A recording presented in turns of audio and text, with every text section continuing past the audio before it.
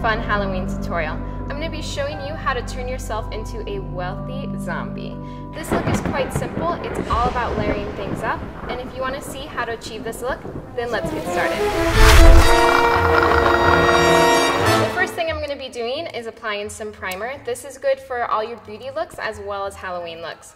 So I just apply some to the back of my hand, and then I'm just going to massage this into my face. Since zombies are super old, we're going to be adding some age spots. I'm using some alcohol-based paints, and I'm going to be mixing a light brown and a dark brown. I activate it with 99% alcohol, and I'm going to be using a small little detail brush. Make sure you put a lot of alcohol in the paints just to make sure that they're kind of washed out and they look realistic. And then I test the color on the back of my hand to kind of see if that's the right color I want. Alright, and then as you can see, I kind of have some freckles going on right here, so I'm just going to intensify those a little bit more and turn them into age spots. And I'm just making little squiggly lines kind of all over. And then before this dries, take your clean finger and kind of tap out the rest so they look a little bit more natural. You're bound to have bigger age spots as well as little ones, so kind of vary the sizes. Alright, now I'm just going to add some onto my cheeks. Okay, so now that we have those age spots done, I'm going to be putting some liquid latex over it. I'm taking any cosmetic wedge sponge and we're going to kind of rip it up to get a really natural looking line. Okay, and so your sponge should look like this.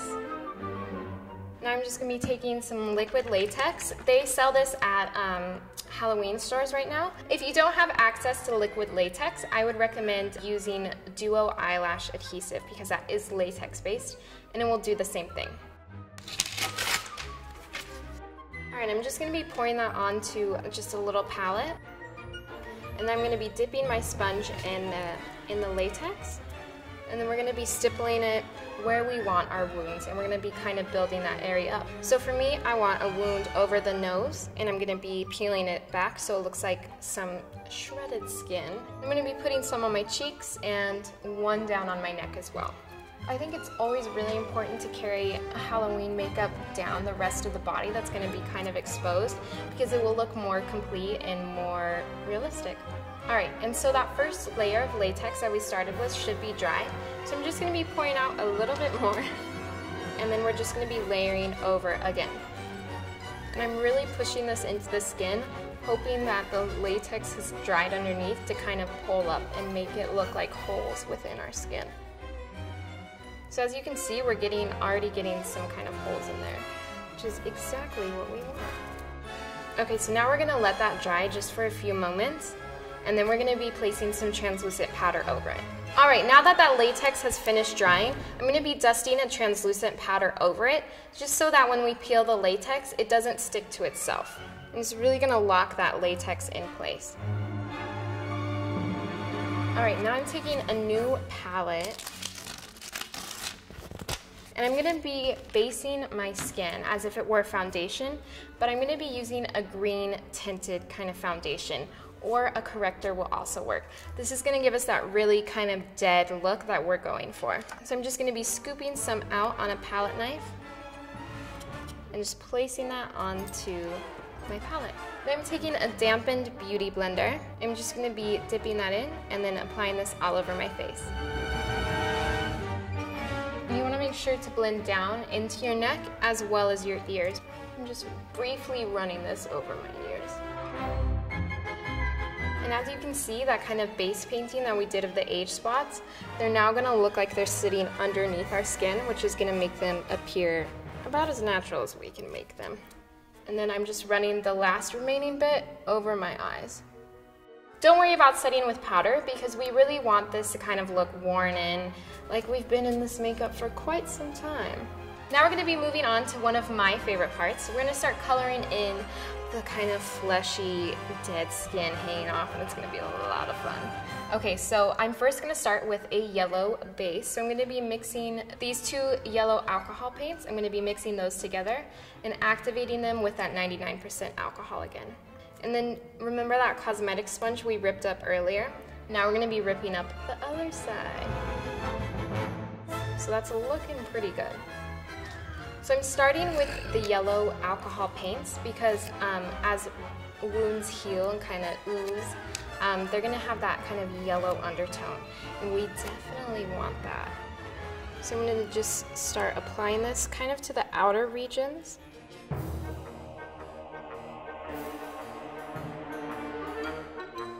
Alright, so now that we have the yellow kind of base of our wounds, we're going to be going in, I'm going to be using a lot of this green alcohol paint, but I'm going to dilute it pretty heavily because we don't want it to be opaque. And we're just going to kind of carry that more inward than the yellow was to create a nice transition. Okay, so now I'm going to be going in with some red colors, and that's going to kind of make it look super irritated, which is everything a zombie wants. So I'm going to be going in with this bright red alcohol paint first. Okay, and I'm just taking that same sponge that we've been loving for this whole tutorial.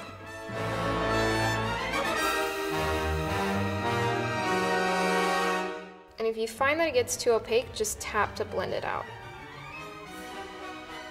Now I'm going to be going in with some more darker alcohol paints.